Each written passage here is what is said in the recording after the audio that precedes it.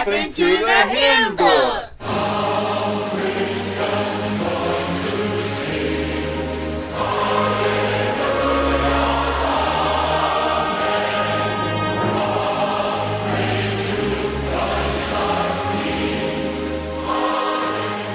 WGNH-LP and Gethsemane AnaBaptist Church present Nuggets from the Hymn Book. Stay with us and discover the richness of history and Christian experience in your hymn book.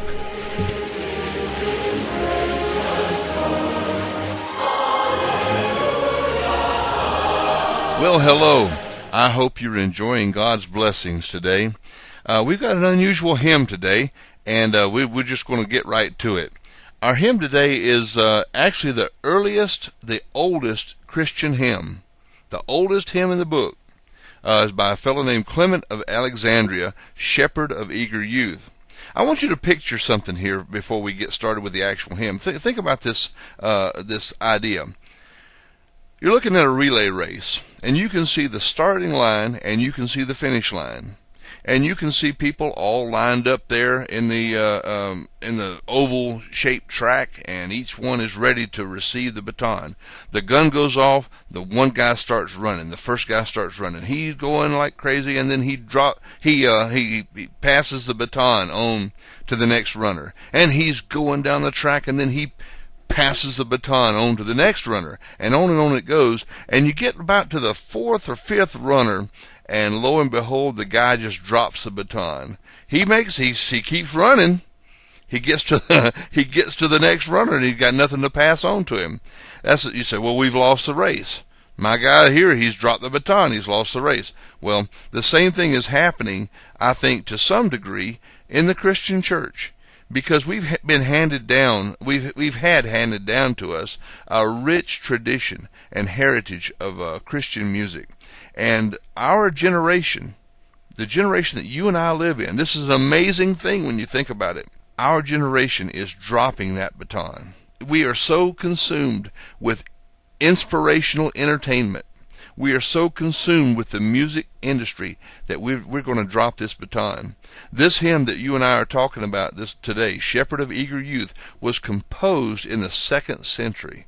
Imagine that. I mean, it was by Clement of Alexandria, composed by a fellow who lived at the time that the great-grandchildren of the apostles were walking around the earth. Can you imagine such a thing? You know, Clement of Alexandria was an unusual person, not just as a church father or one of the so-called church fathers, but as an unusual person in his own right. He had pagan parents. I mean, he had a long way to go. His parents were pagans. He had to do the same thing Abraham did. Get thee out from among thy kindred. The culture, the popular culture of that day was a pagan culture. That's what he grew up in. It was understood that a lot of things that we in Western civilization that we understand are evil and wrong and sinful, they were a part of Greek culture. The Olympics, for example, we think, oh my goodness, naked Olympics. Who would go to a naked Olympics? But that's what they did. That was part of the culture. Another thing that was part of the culture, and Clement of Alexandria actually wrote about the sin of this terrible practice of pederasty. And, awful thing where it's part of a young man's education, a boy's education, to be paired up with an older man. And there may be a sexual relationship involved in that. That was part of the culture of that time. If you ever talk to one of these gay rights folks that are always talking about, we don't recruit, we don't do this, just look them in the eye and say the word pederasty. Make them look it up. Well, anyway, enough about Mark Foley. We're talking about hymns today. But it sure is an interesting thing to consider that the earliest known Christian hymn may have been actually something composed as an act of advocacy. Children's rights, elevating the status of children. Shepherd of Eager Youth is the name of the poem. Something to protect the rights of children and these boys that were being used in the way that they were. And as a result, Western civilization now sees it as an awful thing. And hopefully that will be the case for many years to come. So I hope that will do as a very, very broad overview of our friend Clement of Alexandria his impact on Christian culture, Western civilization, and the hymn, Shepherd of Eager Youth.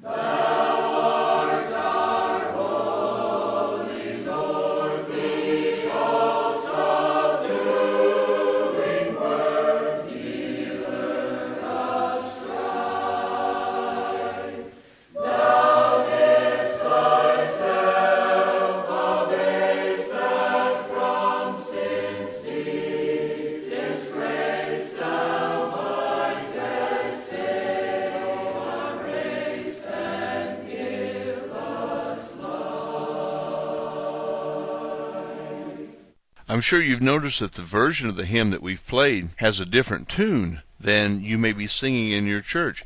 Is certainly a different tune than we sing at Gethsemane. And that's not unusual. That's one of the fascinating things to me about the study of hymnology is over time, especially the older hymns, they can have different settings and different tunes set to the same poem. If you wrote a poem and you tried to take one of Bill Gaither's songs and set it to your poem, you'd have a bunch of lawyers knocking on your door the next day. It just doesn't work like that anymore. It's run by the dollar bill.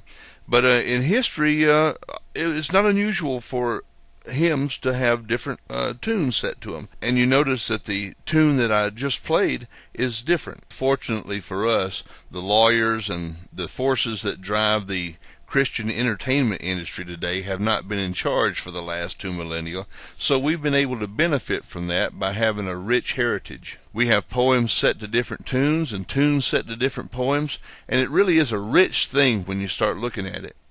I would be remiss if I didn't try to give you a little bit of the flavor of the hymn as it was written by Clement of Alexandria. It's very, very ornate. It's almost inaccessible in the sense of it's tough to sing, tough to understand, even when it's translated into English. Remember, he wrote it in Greek.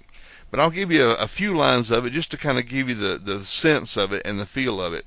Here are a few lines. Shepherd of royal lambs, endless age, assemble thy simple children, eternal light, to praise holily, fount of mercy, to hymn guilelessly, performer of virtue with innocent mouths, noble is the life of those, Christ, the guide of children who praise God. And on it goes. That's the general gist of the original poem.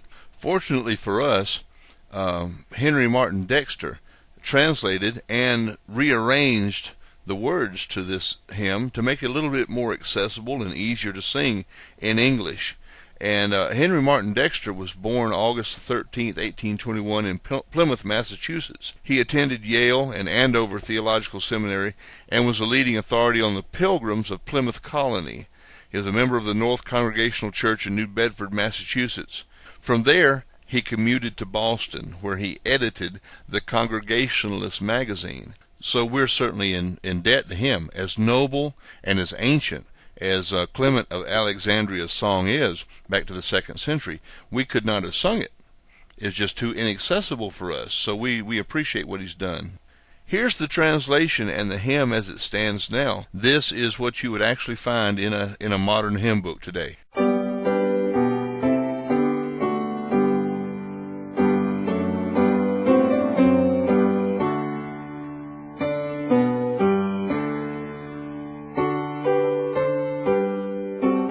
Shepherd of tender youth, guiding in love and truth through devious ways, Christ our triumphant King, we come thy name to sing, and here our children bring to join thy praise. Thou art our holy Lord, O all-subduing word, healer of strife. Thou didst thyself abase, that from sin's deep disgrace thou mightest save our race and give us life. Thou art the great high priest, Thou hast prepared the feast of holy love, and in our mortal pain none calls on thee in vain. Help thou dost not disdain, help from above.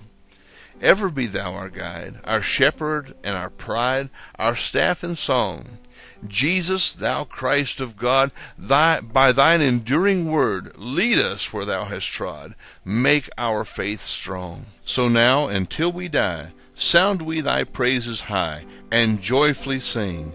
Infants and the glad throng who to thy church belong, unite to swell the song to Christ our King.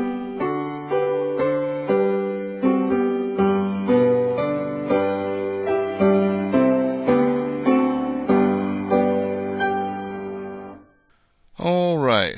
Well, it seems fitting that our scripture reading be the passage near the end of Ecclesiastes. You know the book of Ecclesiastes, a pursuit of pleasure, it seems. All is vanity, the preacher says. He tries this and he tries that, and if somebody really wanted to, they could use the book of Ecclesiastes to justify a lot of stuff. But at the very end, he tells you what the whole end of the matter is. In chapter 11, verse 9, he says, Rejoice, O young man. See, we're talking about eager youth, shepherd of eager youth. The writer of Ecclesiastes says, Rejoice, O young man, in thy youth, and let thy heart cheer thee in the days of thy youth, and walk in the ways of thine heart, and in the sight of thine eyes. But know thou that for all these things God will bring thee into judgment. Therefore, remove sorrow from thy heart, and put away evil from thy flesh, for childhood and youth are vanity. Why is it vanity? Because it goes away. Chapter 12, verse 1. Remember now thy Creator in the days of thy youth, while the evil days come not, nor the years draw nigh, when thou shalt say, I have no pleasure in them. And then he goes on and he talks about the symptoms of old age and how all mankind is headed toward his long home, the coffin, leading you to the conclusion that all of it is vanity, which is why you're supposed to serve your Creator in the days of your youth. Let's keep reading. Or ever the silver cord be loosed, or the golden bowl be broken, or the pitcher be broken at the fountain, or the wheel be broken at the cistern, then shall the dust return to the earth as it was, and the spirit shall return unto God who gave it. Vanity of vanity, saith the preacher, all is vanity. And moreover, because the preacher was wise, he still taught the people knowledge. Yea, he gave good heed and sought out and set in order many proverbs. The preacher sought to find out acceptable words, and that which was written was upright, even words of truth. The words of the wise are as goads, and as nails fastened by the master of assemblies, which are given from one shepherd. And further, by these, my son, be admonished. Of making of many books there's no end, and much study is a weariness of the flesh. And then he gives the conclusion. Let us hear the conclusion of the whole matter. Fear God, and keep his commandments, for this is the whole duty of man. Why? For God shall bring every work into judgment, with every secret thing, whether it be good or whether it be evil. Oh, what a kind and loving shepherd he is. He cares enough about us to bring our works into judgment because he cares. He's a shepherd of tender youth.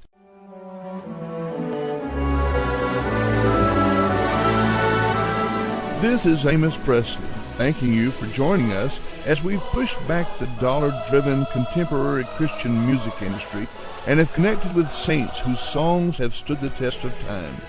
Please feel free to write me. My email address is amospresley@yahoo.com.